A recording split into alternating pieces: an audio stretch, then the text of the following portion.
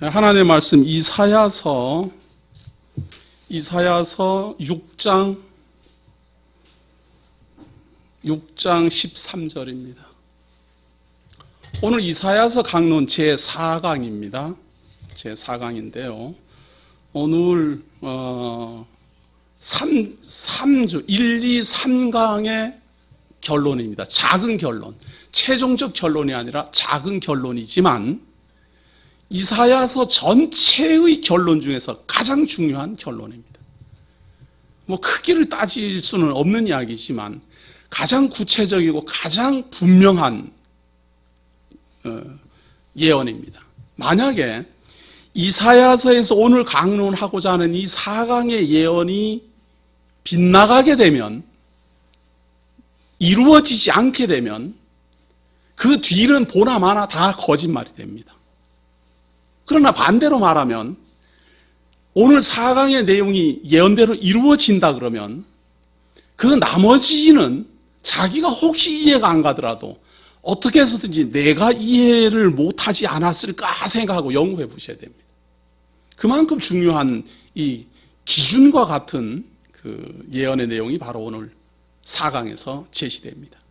자, 그런데 요절 말씀으로 이사야서 6장 13절 봅니다. 그 중에 10분의 1이 오히려 남아있을지라도 이것도 상키운 바 될 것이나 밤나무 상수리나무가 배임을 당하여도 그 구루터기는 남아있는 것 같이 거룩한 씨가 이 땅에 구루터기니라. 지금 1강 내용에서는요, 우리가 잘 기억하는 것처럼 이사야 전체가 메시아 언약임을 제가 말씀드렸습니다. 그리고 하나님께서 우리 뭐 성경 신학적 개론은 때리고 싸매심 이제 이런 이야기인데요. 제가 최근에 이사야 강론을 이렇게 하면서 오랜만에 한번 들어가 봤습니다. 어떻게 강론하는가. 선지서 강론하는 내용을 들어보고 참 뭐라고 해야 될까요? 참 안타깝다고 해야 되겠습니까? 아니면 다행이라고 해야 되겠습니까?는 모르겠지만 어쩔 수는 없다라는 생각이 제가 들어요.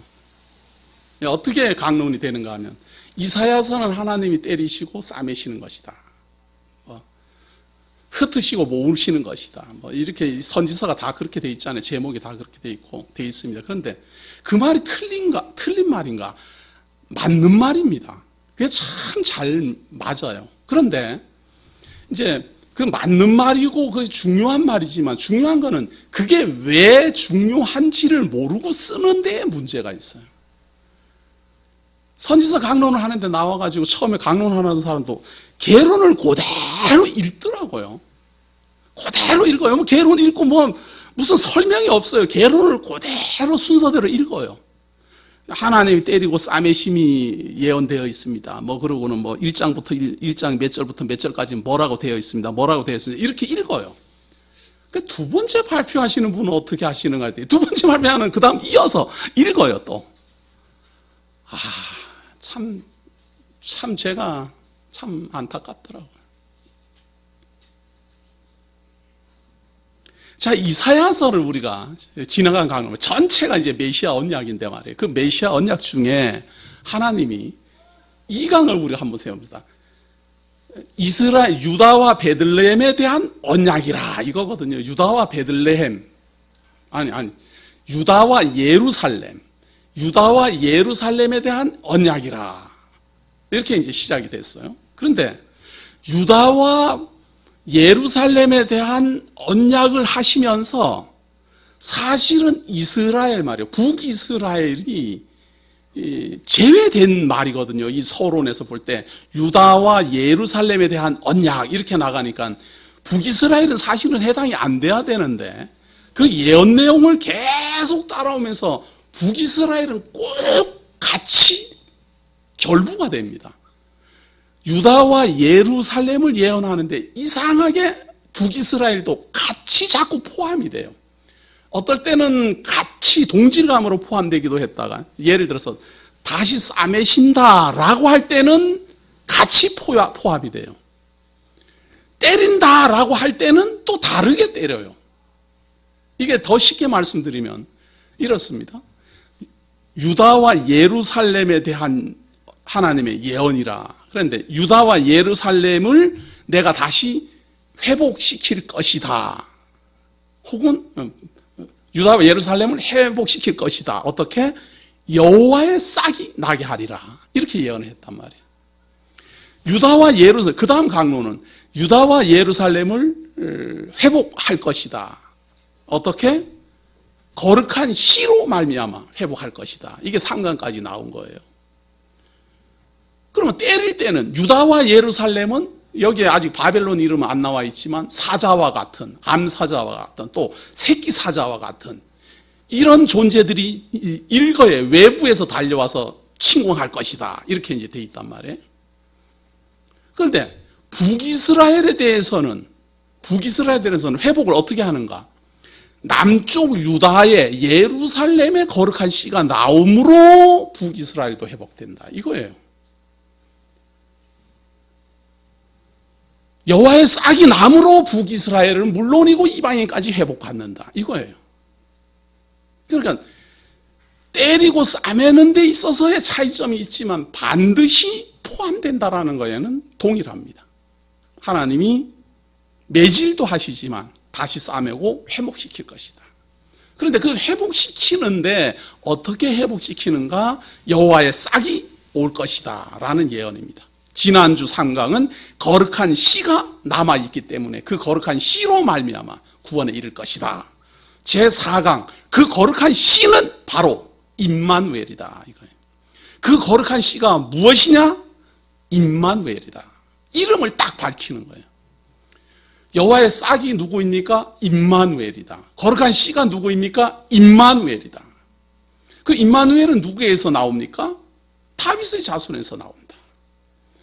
그래서 여호와의 싹도 다윗의 줄기 나체르라고 그렇게 말하고 거룩한 씨도 다윗의 씨라 이렇게 말하는 겁니다. 그래서 이 지금 우리가 말한 이 여호와의 싹이라든지 거룩한 씨라든지 임마누엘이라든지 이것은 그 신약 전편의 그 배경으로 계속해서 나타나게 되죠. 그래서 7장 내용에서 우리는 그 자세한 언약의 내용을 확인하게 될 겁니다. 막연하게 하나님이 그냥 때리시고 싸매신다 이게 아니라 이렇게 싸맨다 그 말이에요. 바벨론으로 말미암아 너희들을 무너뜨리지만 거룩한 싹으로, 아니 거룩한 씨로, 여호와의 싹으로, 임마누엘로 너희를 회복한다.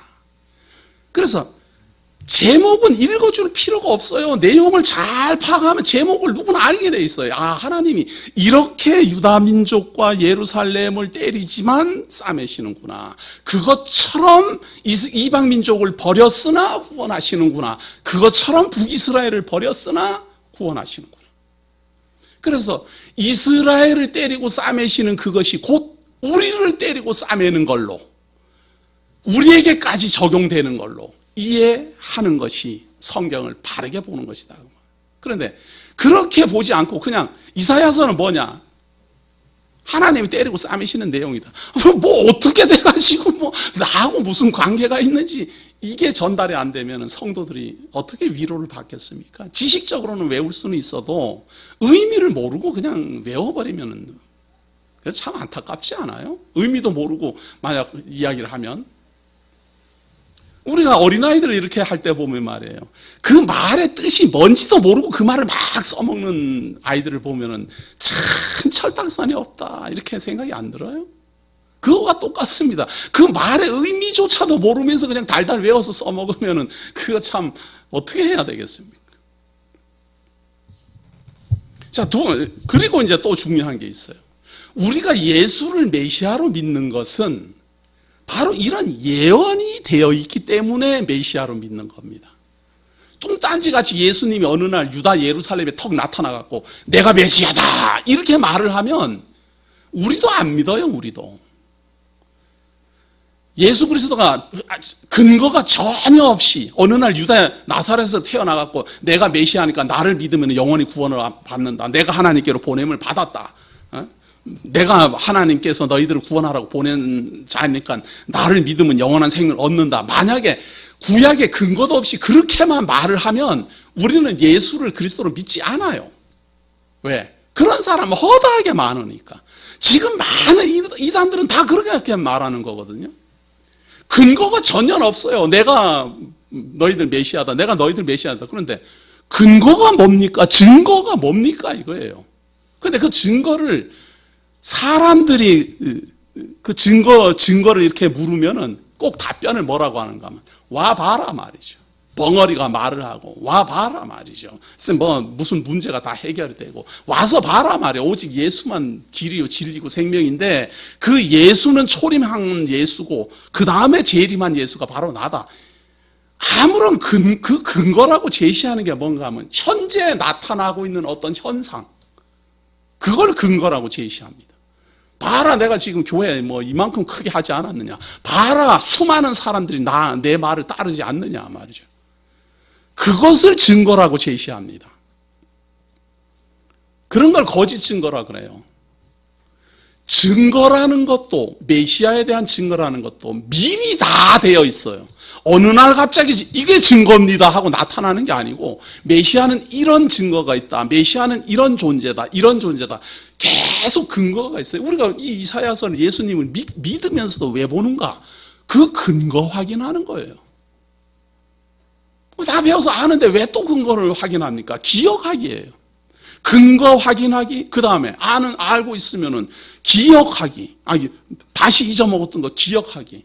그럼 그 다음에 왜 또, 기억도 다 하고 있는데 왜 또 가르칩니까? 전파하기, 전승하기. 나만 믿고 끝나는 게 아니잖아요. 우리가 왜 예수 그리스도를 믿습니까?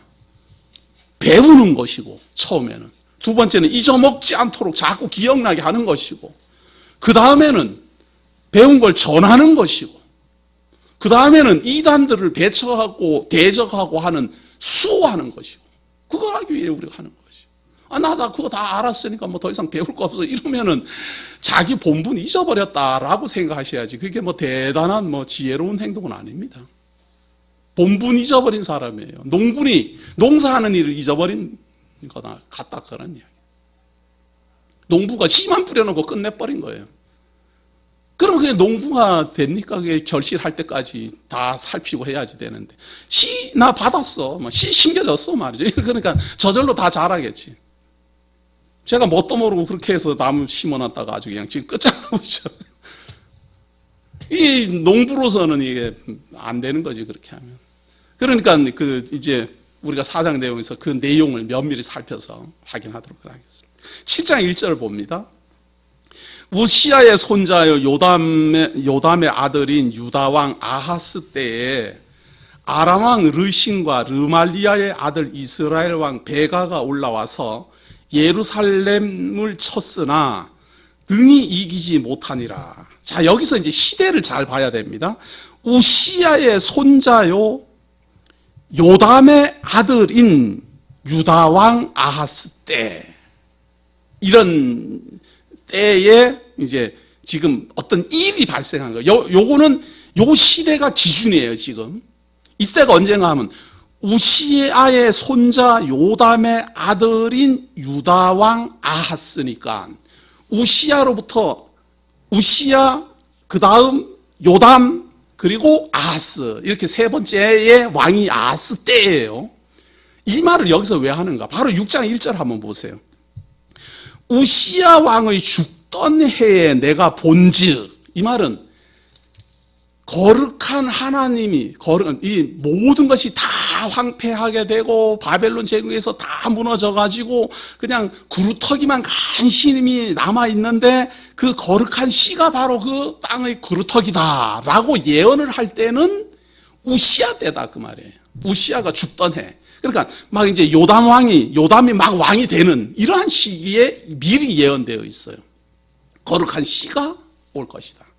그리고 그 요담이 죽고 아하스가 이제 왕이 된 다음에 본격적인 임마누엘에 대한 예언이 온다. 그러니까 이 이사야가 이런 걸 왜 제시하는가 하면 시기를 분명히 하는 겁니다. 왜? 이 예언은 시기를 정확히 알아야만 이해되는 내용이기 때문에 그래요.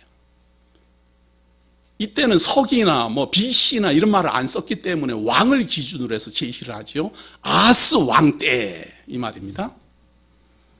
자, 아하스 왕 때에 예언이 된 건데요. 이때 무슨 일이 일어나는 겁니까? 예루살렘을 쳤으나 능히 이기지 못하니라. 혹이 다윗 집에 고하여 가로되 아담이 에브라임과 동맹하였다 하였으므로 왕의 마음과 그 백성의 마음이 살림이 바람에 흔들림 같이 흔들렸더라. 자, 지금 여기서 우리가 또 이제 중요한 내용을 살펴봐야 됩니다. 유다왕 아하스 때에 아람 왕 르신과 르말리아의 아들 이스라엘 왕 베가,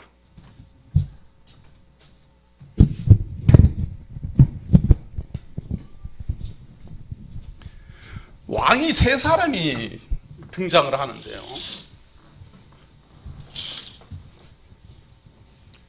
한 사람은 유다입니다. 유다 왕은 아하스입니다.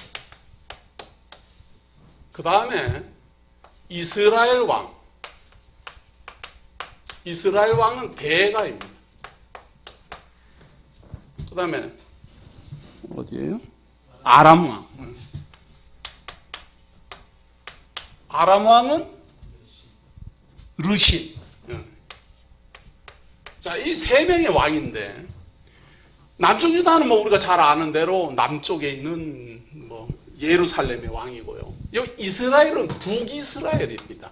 자, 그런데 이 선지서에서는 항상 그렇습니다. 아무렇지도 않게 막 중복해서 쓰는 말이 있어요. 이 북이스라엘을 북이스라엘이라고 전혀 안 칭합니다. 항상 이스라엘 혹은 에브라임. 우리는 에브라임하고 이게 이스라엘이 완전히 다른 말이지만 이스라엘 백성들은 아무도 이상하지 않습니다. 똑같은 말이에요. 강세창이라는 말하고 교회 목사라는 말하고 대구장로교 목사라는 말, 그것처럼 이해를 하는 거예요. 똑같아요.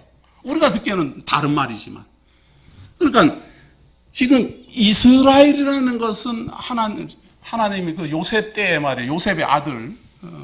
요셉의 아들에게 언약을 하실 때 에브라임을 앞세워 언약합니다. 그래서 북이스라엘의 왕족은 맨 처음에 시작한 여로보암이 바로 에브라임 지파 사람입니다. 그래서 북이스라엘을 이스라엘이라고도 칭하고 에브라임이라고도 칭하고 그런데 아무런 설명 없이 그냥 에브라임 이렇게 칭해요. 그래갖고 이러한 호칭 때문에 사람들이 헷갈려 합니다. 굉장히 읽기 힘들어하죠. 그런데 선지서 어디나 다 그렇게 돼 있습니다. 혼동하지 마십시오. 그리고 혹은 뭐 또 다른 말로도 또 부를 때도 있어요. 사마리아 뭐 이렇게 칭할 때 사마리아도 여기에요. 사마리아 칭하면 여기고. 그리고 또 여로보암 이렇게 칭해요. 여로보암 죽은 지가 오래됐는데도 여로보암 이렇게 칭하면 여기를 말하는 것이고. 그렇게 이해를 하고 계시면 됩니다. 자, 그런데 이때의 상황이 어떤가 하면요. 지도상으로 보면은 이집트고 갈릴리가 있고 사이를 제가 넣었습니다. 여기 이 지역이 유다라면 여기가 북이스라엘인데 이미 말이에요.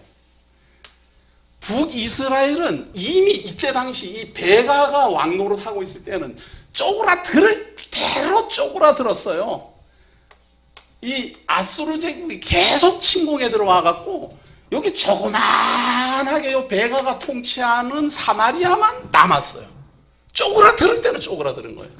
그리고 요 다메섹, 요 지금 아람이라는 요 지역은 여기도 다 아수르 제국이 침공에 들어오니까 요 다 지금으로 말하면 시리아 지역입니다. 이 아람 지역의 나라도 아수르 제국의 침공 때문에 견딜 수가 없어요. 여기도 쪼그라들 대로 쪼그라들었어요. 그래서 요 아람 왕하고 요 베가하고 연합을 한 겁니다. 연합을 딱 하니까 유다 아하스 왕 너도 우리 이 연합군에 가담해라. 당연히 할 줄 알았지요. 뭐 남쪽 유다니까 형제니까. 그리고 이 유다도 당연히 합류를 할 줄 알았는데 유다 아하스는 안 한다. 나는 안 한다. 니들끼리 놀아라. 이렇게 한 거예요. 왜 안 하느냐? 나는 아수르 제국 의지하련다. 이런 이야기. 이게 지금 참 우리나라하고 비슷하지. 우리 남한이 미국을 의지하잖아요. 우리가 이제 미국을 의지하는데 북한이나 북한하고 만약 예를 들어서 다른 나라하고 연합을 해가지고 우리가 미국을 대항하려한다 그러면 이거 참 남한은 어떻게 해야 되겠어요? 지금 상태라면 우리는 북한은 니네들끼리 해라, 우리는 이쪽으로 해라, 이런 동족이고 뭐고 간에 그럴 거 아니에요? 그런 상태예요, 여기가 지금. 그래서 아수르를 대적하자 이래갖고 연합군을 형성하는데 제일 먼저 나는 반대 이렇게 한 사람이 바로 유다 아하스입니다. 자, 그러니까 여기에 열을 받아갖고 아수르 제국은 침공 못하겠고 남쪽 유다를 둘이 연합해갖고 침공하자 이거예요. 아주 이거를 우리가 그러면은 유다부터 손보자 이거예요. 아수르 제국 대적하는 거는 나중에 하고 일단 유다부터 손보자 이래갖고 쳐들어왔는데 그때가 아하스 왕 때다 이런 이야기입니다. 북이스라엘은 베가야가 통치할 때고. 자, 그런데 이렇게 쳐들어오니까 그 2절 한번 보세요. 베가가 올라와서 예루살렘을 쳤으나 능히 이기지 못하니라. 이게 무슨 말인가 하면 공격에 들어왔는데 예루살렘을 아하스 왕을 이기지 못해요. 그러니까 아하스 왕이 싸움을 잘하고 있는 거예요. 방어를 잘하고 있는 거예요. 그렇게 잘하고 있는데 어떤 사람들이 말이에요. 혹이 다윗집에 고하여 가로되. 이게 다윗집이라는 말이 이게 다윗 왕실 아니에요. 아하스의 왕 집안 사람들에게 지금 아하스는 밖에 나가고 그냥 전쟁하느라고 지금 정신이 하나도 없는데 집에 이제 있는 그런 궁궐에다가는 아담이 에브라임과 동맹하였다 하였으므로 왕의 마음과 그 백성의 마음이 살림이 바람에 흔들림 같이 흔들렸더라. 북이스라엘하고 아람이 연합해가지고 지금 쳐들어왔다라고 말하니까 궁궐에서 난리가 난 거예요. 여기서도 에브라임이 이렇게 말하잖아요. 에브라임이 동맹해서 이제 쳐들어왔다. 아하스는 지금 잘 싸움을 하고 있는데 다윗의 집 안에서는 지금 뭐 이제 큰일 났다 말이죠. 두 나라가 갑자기 힘을 합쳐서 쳐들어오면 어떻게 되느냐 갖고 이제 벌벌 떨고 이제 난리가 났을 때에 하나님이 이사야를 보냅니다. 때에 여호와께서 이사야에게 이르시되 너와 내 아들 스알 야수본 윗못 수도 끝 세탁자의 밭 큰 길에 나가서 아하스를 만나 그에게 이르기를 너는 삼가며 종용하라. 아람 왕 르신과 르말리아의 아들이 심히 노할지라도 연기나는 두 부지깽이 구루터기에 불과하니 두려워 말며 낙심치 말라. 아담과 에브라임 왕과 르말리아의 아들이 악한 깨로 너를 대적하여 이르기를 우리가 올라가 유다를 쳐서 그것을 고나게 하고 우리를 위하여 그것을 파하고 다윗의 아들을 그 중에 세워 왕을 삼자 하였으나 주 여호와의 말씀에 이 도모가 서지 못하며 이루지 못하리라. 아하스에 가서 전해줘라. 무슨 말인가 하면 두 나라가 쳐들어와 가지고 너 아하스를 이제 죽이고 새로운 왕을 세운다 하더라도 그것이 안 된다. 그 말이에요. 계획을 암만 세우더라도 그 계획을 하나님이 인정하지 않는다. 능히 이기지 못한다. 그러면서 선언하기를 7절 주 여호와의 말씀에 이 도모가 서지 못하며 이루지 못하리라. 대저 아람의 머리는 다메섹이요 다메섹의 머리는 르신이며 여기서 말하는 아람의 수도는 다메섹이요 다메섹의 머리는 르신이며 다메섹의 왕은 르신이며 이런 말입니다. 수도를 말한 거죠. 에브라임의 머리는 사마리아요 사마리아의 머리는 르말리아의 아들이라도 베가라도 북이스라엘의 수도가 사마리아니까 그렇더라도 65년 내에 에브라임이 패하여 다시는 나라를 이루지 못하리라. 지금 65년에 패한다. 65년 내에 북이스라엘은 완전히 사라진다 이거예요. 북이스라엘은 완전히 패망한다. 자, 그런데 그렇게 망한다. 만일 너희가 믿지 아니하면 정령이 굳게 서지 못하리라 하셨다 할지니라. 이거를 믿어라 그 말이에요. 그러니까 북이스라엘이 65년 내에 망한다. 이것이 믿어야 될 일이지. 그때 가면은 분명히 이루어질 거니까 그걸 믿고 기다리면은 지금 당장 뭐 베가가 쳐들어오고 뭐 아람 왕이 함께 쳐들어오고 하는 거 그거 아무 걱정할 필요 없다 그 말이에요. 왜? 암만 쳐들어와도 우리는 안 망하지만 너희들은 망한다. 언제? 65년 내에 망한다 그랬으니까 65년 내니까 딱 뭐 맞춰서 망할 수는 없겠지만 하여튼 65년 내에 어느 때 망한다 그거 아니에요? 그렇게 이제 자신감을 가지고 견딜 수가 있다라는 용기를 주는 말입니다. 두려워하지 마라. 두 나라가 연합해서 쳐들어왔다 하더라도 남쪽 유다 너희들도 작은 나라지만 두려워하지 마라. 절대로 성공하지 못한다. 10절에 또 하나를 말을 합니다. 여호와께서 또 아하스에게 일러 가라사대 너는 내 하나님 여호와께 한 징조를 구하되 깊은 데서든지 높은 데서든지 구하라. 아하스가 가로되 나는 구하지 아니하겠나이다. 나는 여호와를 시험하지 아니하겠나이다 한지라. 그래서 이제 약속을 하고 하나님이 이렇게 약속을 했으니까 약속한 대로 아하스에게 가서 말을 해라 말이에요. 그리고 당부하기를 하나님이 말씀하신 대로 이루어 달라고 구해라 그 말이에요. 높은 데서든지 낮은 데서든지 그렇게 구하면 두 가지를 이제 부탁한 거죠. 65년 내에 망하니까 걱정하지 마라. 그리고 하나님 그 뜻이 반드시 이루어질 것이다. 그리고 그거를 이루어 달라고 구해라. 아하스 하는 말이 안 구합니다. 이제 이런 얘기. 이게 무슨 말인가 하면요, 좋은 말이 아니고 지금 우리가 그렇잖아요. 우리가 하나님 안 믿는 사람들이 뭐 구합니까? 뭐 성경에 이런 예언되어 있다 그거 이루어지게 해달라고 구합니까? 믿는 사람들이나 구하지. 안 믿는 사람들은 안 구해요. 무슨 소리야. 우리가 과학으로 우리가 문명이 발달해서 우리가 무엇인가 대단한 업적을 이루어서 그걸 하면 되는 거지 뭔 하나님을 의지하고 그러느냐 말이죠. 이런 말이에요. 지금 우리가 예수 믿는 사람들이 하나님께 구함으로 말미암아 뭐 해결을 하려고 하고 이 어려운 와중에서 우리를 구원해 달라고 하고 이러는 말들도 잘못됐다고 비웃지만 성경의 예언대로 구하는 것조차도 비웃어요. 불신자들은 다 그렇게 비웃잖아요. 맹목적으로 믿고 구하는 것도 잘못이지만 그것도 부정하듯이 우리처럼 하나님의 약속대로 구하는 것이 올바른 구함이다 라고 말을 하는 그 말도 불신자들은 안 믿어요. 우리는 약속에 근거해서 구한다. 지금 이 하나님의 말이 아하스 너는 약속에 근거해서 구해라 이 말이잖아요. 그런데 아하스는 안 구하겠다 말이죠. 왜? 든든한 백그라운드가 지금 아수르 제국이 나한테 있는데 무슨 소리냐. 아수르 제국을, 이게 완전히 아하스는요, 완전히 이 아수르 제국에게 굴종합니다. 아수르 제국을 침공해 왔을 때 자기가 직접 달려가가지고 그 침공에 들어온 그 왕 앞에 가서 무릎 꿇어 참 경배하고 그리고 그 아수르 제국이 섬기는 그 신이 있어요. 그 신을 그대로 본 따가지고 예루살렘에다 세운 사람이에요.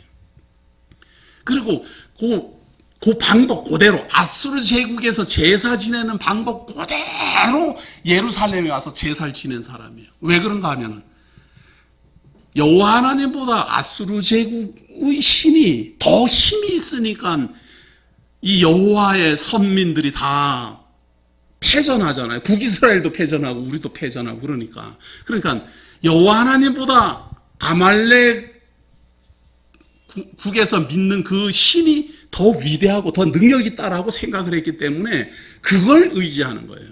그래서 하나님이 약속을 하고 또 구하라고 그래도 거절하는 겁니다. 말은 멋이지요. 나는 여호와를 시험치 아니하겠나이다. 이런 거를 참 이제 입만 살았다 이제 이런 거지. 이사야가 가로되 다윗의 집이여 청컨대 들을지어다 너희가 사람을 괴롭게 하고 그것을 작은 일로 여겨서 또 나의 하나님을 괴로우시게 하려느냐. 이사야가 이제 예언하는 대상이 아하스가 아니에요. 앞에는 분명히 아하스였는데 지금은 다윗의 집이여 이렇게 예언의 대상을 바꿔요. 아하스는 안 한다고 했으니까. 아하스에게는 용기 있는 말을 심어주어도 난 뭐 모르겠단 말이죠. 나는 뭐 65년 내에 망하든지 말든지 아수르 제국 때문에 안 망한다 이렇게 믿는 거거든요. 하나님이 약속했기 때문에 망하지 않는 게 아니라 우리가 아수르 제국을 든든하게 믿고 있는데 무슨 소리냐. 하나님께 구할 필요도 없다 이제 이런 이야기. 그러니까 대상이 안 돼요. 대상이 안 되지만 대상이 되는 사람이 있어요. 누군가 하면 바로 다윗의 집입니다. 왜? 앞에 말했잖아요. 두 나라가 연합해서 쳐들어온다니까. 이 다윗의 집은 벌벌벌 떨고 난리가 났거든요. 지금 겁이 나갖고 야 두 나라 쳐들어왔는데 이게 어떻게 하느냐. 아하스는 이기고 있으니까 자신만만하고 궁궐에서는 난리가 났고 그러니까 그 궁궐에다가 지금 약속을 하는 겁니다. 다윗의 집이여 청컨대 들을지어다 너희가 사람을 괴롭게 하고 그것을 작은 일로 여겨서 또 나의 하나님을 괴로우시게 하려네. 이게 하나님을 괴롭게 하는 방법이에요. 하나님 말씀 알기를 우습게 하는 거. 하나님의 약속 우습게 하는 거. 그러므로 주께서 친히 징조로 너희에게 주실 것이라. 보라, 처녀가 잉태하여 아들을 낳을 것이요 그 이름을 임마누엘이라 하리라. 그래서 하나님이 징조를 이제 하나 주는데요. 다윗의 집에다가 징조를 줘요. 징조를 주는데 무슨 징조인가 하면 임마누엘이라고 이름한 아들이 태어난다. 처녀의 몸에서 태어난다. 제가 전에도 말씀드렸어요. 다윗의 집에 속한 딸이 낳으면은 다윗의 자손이 아니고 다른 외간 여인이 시집을 와서 아들을 낳으면 처녀가 아니고, 이 예언이 정말 놀라운 예언입니다. 이게 성취 불가능한 예언이에요. 처녀가 잉태하여 아들을 낳으리니 그 이름을 임마누엘이라 하리라. 다윗의 집에 있는 처녀가 아이를 낳게 되면은 외간 남자하고 사이에서 그 집에서 그 딸이 아들을 낳았다고 해갖고 다윗의 자손이라고 누가 그래요? 시집 가서 아들을 낳으면은 아니죠. 또 다른 데서 와도 아니고. 이 두 가지 예언을 하나님께서 정혼이라는 방법으로 이루어내지요. 분명히 다윗의 자손은 아니지만 다윗의 자손과 결혼한 마리아. 그래서 몸 상태는 처녀지만 이미 정혼했기 때문에 다윗의 여인이 된 그 마리아의 몸에서 태어나게 해서 이 예언을 정확하게 성취합니다. 그런데 그 예언의 내용이 바로 임마누엘입니다. 여호와의 싹이요 거룩한 씨요. 자, 근데 미리 예언되어 있습니다. 유다와 예루살렘이 완전히 망해가지고 완전히 망해가지고 구루터기만 남아있을 때에 이 말이에요. 전제를 잘 기억해야 돼요. 여기 지금 요 7장만 가지고 이거를 해석하면 안 돼요. 앞에서 하나님은 미리 말했어요. 유다와 예루살렘에 대한 언약이라 여기는 깡그리 다 망한다. 완전히 다 망한다. 완전히 황폐하게 된다. 그 다음에 여호와의 싹이 돋아난다. 그 다음에 거룩한 씨가 자라난다. 이렇게 예언이 되어 있어요. 그러니까 완전히 망한 다음에 다윗의 집에서 처녀의 몸에서 임마누엘이라 이름한 아들이 태어난다. 그가 악을 버리며 선을 택할 줄 알 때에 미쳐 버터와 꿀을 먹을 것이라. 이게 대단히 신비한 말이 아니에요. 이 어린아이가 아들로 이제 태어나가지고 악을 버리며 선을 택할 줄 알 때, 뭔가 이제 철이 나고 지각이 이렇게 발달하고 이렇게 할 때에는 뭐를 하는가 하면 버터와 꿀을 먹으리라. 사람이 먹는 것들입니다. 뭔 대단한 게 아니고. 그런데 임마누엘이라는 말이 무슨 말인가 하면요, 하나님이 사람과 함께 계심이라 이 말이거든요. 이 말 뜻이. 그래서 제가 우리식으로 이렇게 말을 하면 이게 무슨 말이 되는가 하면, 처녀가 잉태하여 아들을 낳을 것이요 그 이름을, 그 처녀가 잉태하여 태어나는 그 아들의 이름이 하나님이 사람과 함께 있는 것이다 이 말이에요.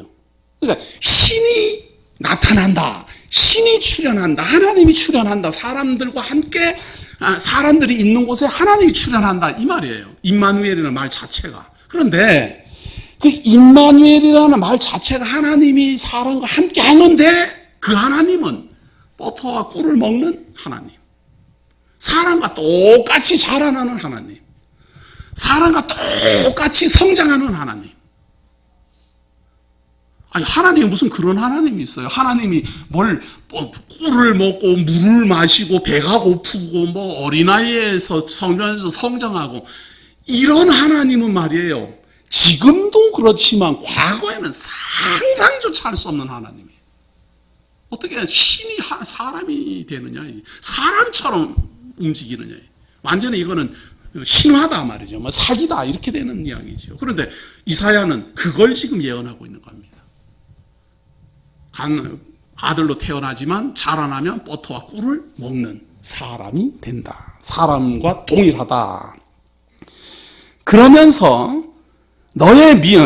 택할 줄 알기 전에 너의 미워하는 두 왕의 땅이 패한받아요. 이 임마누엘이 오기 전에 너의 미워하는 베가와 이 아람 왕은 다 없어진다, 패한받는다, 무너진다 이런 얘기.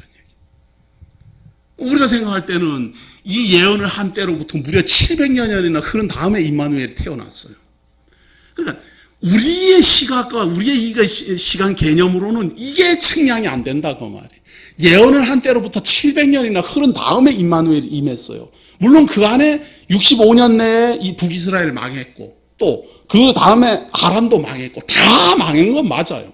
그러나 700여 년이 걸려서 그리고 유다 예루살렘도 완전히 망해갖고 그냥 쌍만 겨우 뭐 어떤 민족만 겨우겨우 유지되는 그러할 때 임마누엘이 왔어요. 이것이 사람들이 참 이해하기 어려운 거거든요. 시기가 너무 길어서. 그런데 하나님은 항상 그렇게 기간을 길게 보고 진행합니다. 아니 400년 종살이 이런 게 쉬운 게 아니잖아요. 사사시대 400년 이런 게 쉬운 게 아닙니다. 그런데 사람들은 오늘 당장 지금 이루어지기를 그렇게 원하니 이 하나님의 섭리, 이 하나님의 약속의 성취가 잘 안 보이는 거예요. 너무 커서. 그런데 하나님께서 이때 임마누엘을 약속을 하시고 먼저 북이스라엘 망하고 그 다음에 아람 망하게 하고 그 다음에 아수르도 다 망하게 하고 그리고 아수르 다 망하고 바벨론이 일어나고 페르시아 일어나고 헬라 일어나고 로마 시대에 예수 그리스도가 임마누엘이 출현하게 됩니다. 여호와께서 에브라임이 유다를 떠날 때부터 당하여 보지 못한 나를 너와 내 백성과 내 아비 집에 임하게 하시리니 곧 아수르 왕의 오는 날이니라. 자, 여기 보세요. 너의 미워하는 두 왕의 땅이 패한 바 되리라. 두 왕이 패하는데 그 중에 여호와께서 에브라임이 유다를 떠날 때부터 북이스라엘에 대한 예언이에요. 북이스라엘이 유다를 떠날 때부터 당하여 보지 못한 나를 너와 내 백성과 내 아비 집에 임하게 하시리니 곧 아수르 왕이 오른 날이니라. 에브라임, 곧 북이스라엘은 당해보지 못했던 일을 다 당해서 완전히 망한다. 이런 이야기. 완전히 망하고 끝장날 것이다. 그 북이스라엘의 상태가 어떠한가? 그 북이스라엘 상태가 남쪽 유다에는 하나님께서 임마누엘이 올 것이다 라고 약속했으니까 이 말은요, 임마누엘이 올 때까지 다윗의 집은 망하지 않는다라는 말과 똑같습니다. 다윗의 집에서 처녀의 몸에서 아들이 태어나고 그 아들이 하나님이 함께 계신다라는 이름을 가진 그러한 존재로 출현할 때까지 남쪽 유다는 절대 망하지 않는다. 이런 이야기. 절대로 사라지지 않는다. 절대로 패한 바 되지 않는다. 그러나 에브라임 곧 북이스라엘 너는 완전히 패한다. 아람 너희도 완전히 패한다. 65년 이내에 두 나라가 망하기도 하지만 완전히 존재도 하지도 않고 완전히 사라질 것이다. 그런 예언입니다. 자, 그런데 그 북이스라엘의 상태에 대해서 한번 보세요. 그날에는 여호와께서 애굽 하수에서 먼 지경의 파리와 아수르 땅에 벌을 부르시리니 다 와서 거친 골짜기와 바위 틈과 가시나무 울타리와 모든 초장에 앉으리라. 아수르 제국에서 많은 군사들이 와서 안 앉는 곳 없이 다 앉아가고 짓밟고 무찌르고 다 완전히 막 깡그리 다 없애버린다 이 말이에요. 여기서 또 강조돼야 됩니다. 아니 남쪽 유다하고 북이스라엘이 같은 나라예요. 같은 나라 이거. 그런데 아수르 제국이 요 배가 요 사마리아를 침공해서 완전히 패하면서 유다를 뭐하러 남겨놓겠어요? 나라가 크지도 않고 유다 나라를 뭐하러 남겨놓겠어요? 거기를 뭐 대단히 뭐 무서운 나라도 아니고 아니 뭐 아부를 워낙 했기 때문에 아하스가 워낙 아부를 했기 때문에 그렇다라고 말하지만 아하스 아들이 히스기야예요. 아수르하고 얼마나 큰 전쟁을 벌였는데 어디서 아부를 해요? 아부를 하긴. 그런데 이상하게 역사적으로 보면 이 아수르 제국이 이 북이스라엘도 멸망시키고 이 다메섹 여기도 다 멸망시키고 다 식민지 삼았으면서 여기 콩알 만한 유다는 남겨둔다니까요. 바벨론에 망할 때까지 남겨둬요. 정말 그런 것만 봐도 하나님이 살아계심을 믿어야 되는데 말이에요. 이때만 해도 이 아하스 때만 해도 바벨론이라는 나라는요 존재하는지도 잘 몰랐어요. 그냥 갈대아 민족 그래갖고 그냥 유랑민족처럼 조그만하게 불황민이에요. 불황민. 그런 정도로 작은 게 바로 바벨론이었어요. 이 시대만 해도. 그리고 아수르는 굉장히 강대한 대제국이었어요. 아니 북이스라엘까지 와가지고 여기를 어떻게 철저히 유린했는가 하면은 거기에 있는 모든 이스라엘 민족들을 깡그리 다른 지역으로 다 포로로 잡아갔어요. 그래서 세계 각곳으로 흩어버리고 다른 민족들을 이 땅으로 불러들여왔어요. 그만큼 완전히 북이스라엘을 멸망시키기 위해서 아수르는 갖은 애를 다 부렸어요. 그런데 이상하게 유다는 손을 못 대요. 물론 몇 번이나 공격을 해요. 하기는 몇 번이나 공격을 하는데 할 때마다 실패하고 돌아갑니다. 실패하고. 아니 북쪽 이스라엘도 멸망시키는 아수르 제국이 힘이 없어갖고요 유다를 못 무너뜨렸겠어요? 뭐가 없는가? 하나님의 뜻이 없어요. 하나님의 뜻이 북이스라엘을 멸망하는 게 하나님의 뜻이에요. 미리 약속도 그렇게 했으니까. 아람 제국, 아람 왕국 무너지는 거 다 하나님의 뜻이에요. 하나님 그렇게 정했으니까. 그래서 망한다 그 말이에요. 그 유다는 뭡니까? 아무리 힘이 약하고 아무리 부족한 것 같아도 하나님의 뜻이 그 유다 나라에서는 다윗 왕국이 계속, 다윗 왕족이 계속 존재해야 된다. 왜? 그 다윗 왕족의 줄기를 타고 여호와의 싹이, 그 줄기를 타고 거룩한 씨가, 그 줄기를 타고 임마누엘이 출현하기 때문이다. 이런 게 믿어져야 됩니다. 이런 게 믿어져야 주변에 나타나는 모든 상황이 중요하지 않다는 거 아는데 이걸 모르면 나타나는 현상, 와 아수르 제국이 저렇게 강대한데 저들이 저렇게 힘이 있는데 이런단 말이에요. 그럼 그렇게 강대한 나라가 왜 이 유다 나라는 왜 무너뜨리지 못하고 식민지를 못 잡았겠어요? 공격을 몇 번이나 해도 결국 실패하고 돌아가고 그 아수르 제국의 제왕이 너무 열받아갖고 돌아가고 죽고 막 이야단이 나잖아요. 그러니까 우리가 나타나는 현상을 이렇게 보고 참 뭐 평가를 하기보다 하나님의 뜻이 어디에 있는가 살펴보는 게 이게 그렇게 중요합니다. 아수르 제국이 북이스라엘을 철저히 짓밟는다 이런 이야기 아니에요. 여기 팔이 먼 지경의 파리와 아수르 땅의 벌, 이게 진짜 팔이나 벌이 이렇게 앉는 게 아니라 이 지역에 있는 아수르 대군들이 와서 그 지역을 철저하게 유린한다 그런 이야기죠. 그날에는 주께서 하수 저편에서 새 내어온 삭도 이렇게 머리 미는 거죠. 오늘 통합당 당원들이 그거 통합 해체한다고 뭐 했다고 해서 전부 다 삭발하고 야단 놔두고만요. 국회의원들부터 해갖고 다. 이 삭도 머리 미는 거죠. 삭도 곧 아수르 왕으로 내 백성의 머리털과 발털을 미실 것이요 수염도 깎으시라. 사실은 하나님이 한 게 아니고 아수르 제국 사람들이 그렇게 해요. 아수르 제국 사람들은 머리를 박박 밀고 가운데만 기르고 이러지 않아요. 그런데 유다 나라 사람들은 요 양쪽에 요 머리털을 다 기르고 이걸 깎지 않습니다. 근데 그걸 막 깎아버린 거예요. 이게 이방 민족하고 이스라엘 사람들의 특징인데 하나님을 완전히 우습게 여기는 거죠. 그렇게 한다 그런 이야기죠. 자, 그날에는 21절 보세요. 그날에는 사람이 한 어린 암소와 두 양을 기르리니 그 뇌는 젖이 많음으로 버터를 먹을 것이라. 무릇 그 땅 가운데 남아있는 자는 버터와 꿀을 먹으리라. 느닷없이 무슨 막 황폐하게 돼가지고 전쟁에 나가지고 사람 다 죽었는데 왜 여기에 갑자기 무슨 양이 있고 이거는 배부르게 먹는다 그런 말 아니에요. 그거 보세요. 21절 보세요. 그날에는 사람이 한 어린 암소 두 양을 기르리니. 이게 무슨 말인가 하면 많지 않은 가축을 길러요. 양 암소 한 마리 하고 그리고 어린 암소예요. 어린 암소 한 마리 하고 양 두 마리. 이렇게 기르는데도 거기서 나오는 젖으로 먹고도 남아서 버터가 되고. 버터라는 게 우유를 저장하는 방법 아니에요. 우유를 이렇게 뭉글뭉글하게 해갖고는 버터로 만들어서 이렇게 해야지 저장이 되는 거예요. 안 그러면 그거 다 상해버리잖아요. 그러니까 그거를 버터를 만들고 그렇게 해야 되는데 먹고 남아요. 왜? 사람이 없으니까. 아니 30리 길 가야 뭐 사람 하나 만날까 말까 하는데 뭐 먹을 사람이 있어야 말이죠. 뭐 버터는 뭐 암소 한 마리에 양 두 마리가 있으면 거기서 우유는 계속 나오는데 뭐 남아도는 거예요. 남아도는 거예요. 사람이 없어서. 참 성경이 참 이 표현이 그 비참함의 표현을 이렇게 하니까 사람들이 헷갈리죠. 사람이 없다 그런 이야기, 사람이 없다 말이죠.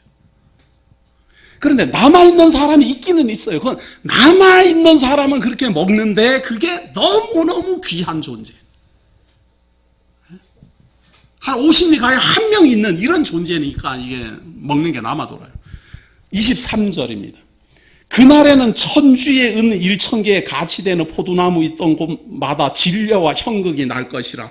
온 땅에 진려와 형극이 있으므로 살과 활을 가지고 그리로 갈 것이요 보습으로 갈던 산에도 진려와 형극 까닭에 두려워서 그리로 가지 못할 것이요 그 땅은 소를 놓으며 양의 밟는 곳이 되리라. 몽골 초원처럼 그렇게 된다고 말이에요. 소들이 그냥 밟고 다니고 양들 그냥 놓아서 기르고 초원이 되고. 이 표현도 그랬어요. 그날에는 천주의 은 1,000개의 가치. 이게 무슨 말인가 하면 지금으로 말하면 땅값이 많이 높은 그저 땅값이 완전 폭락해가지고 값도 없다 이런 이야기예요. 왜? 사람이 뭐 살 사람이 있어야 말이죠. 지금 아무리 뭐 집이 좋고 땅이 좋고 뭐 지금 가옥에 가옥을 연하여 살고 땅에 땅을 막 넓혀서 사고 다 사도 살 사람이 없으면 땅값 다 떨어지는 거 아니에요? 그렇게 북이스라엘은 망한다. 그러나 남쪽 유다는 임마누엘이 온다. 아람은 그렇게 망하여 사라질 것이다. 그러나 유다와 예루살렘에 대한 예언 다 망하여 넘어가고 무슨 일이 일어나서 흔적조차 없어지는 것 같이 다 무너져도 여호와의 싹이 돋아날 것이다. 거룩한 씨가 발할 것이다. 심겨질 것이다. 다윗의 자손으로 임마누엘이 임할 것이다. 그래서 하나님이 때리기만 하는 게 아니라 다시 싸매신다. 누구로? 임마누엘로 싸맨다. 누구로 구원하는가? 그리스도로 구원한다. 아브라함과 다윗의 자손 그리스도로 구원하신다. 그분의 이름을 임마누엘이라 하고 예언하고 있습니다. 이런 예언의 근거를 가지고 그 예언대로 오신 분이 바로 임마누엘이신 그리스도 예수 그리스도다라고 말한다. 그 말이에요. 여기서 우리가 믿는 오직 예수만 임마누엘이시요 오직 예수만 다윗의 자손이시요 오직 예수만 여호와의 싹이시요 오직 예수만 거룩한 씨라는 사실을 확증해야 됩니다. 그 외에 다른 사람들이 자기 이름으로 와서 자기 뜻대로 자기가 메시아인 양 아무리 전해도 이런 확실한 예언의 근거가 없는 이상 다 거짓 선지자요. 다 거짓 선생일 뿐입니다. 오늘 제4강 하나님이 다윗의 자손에 임마누엘을 예언하셨고 지금 우리의 입장에서 보면 그 예언대로 임마누엘 대신 예수가 그리스도로 임하셨습니다. 기도하겠습니다.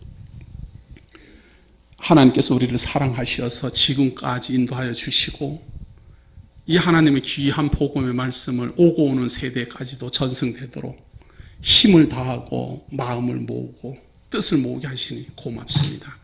하나님이 우리에게 주신 일이 어디로 나아갈지 또 무엇을 해야 할지 또 우리가 무엇을 어떻게 대처해야 될지 사실 잘 알지도 못하고 두려워하기도 하고 하나님 앞에서 부끄럽기도 합니다. 그러나 하나님이 우리에게 믿음의 씨앗이 심겨져 있고 하나님의 뜻대로 모든 일이 이루어진다는 것을 확신하는 믿음은 우리가 간직하고 있습니다. 이 믿음의 씨가 자라나게 하시고 활동력 있게 하셔서 우리만 이 말씀 듣고 확신을 얻음으로 끝나는 것이 아니라 오고 오는 세대까지도 이 놀라운 진리의 말씀이 증거될 수 있도록 보살피고 인도하여 주옵소서. 오늘도 우리와 함께 하심을 감사드려오며 예수님 이름으로 기도드립니다.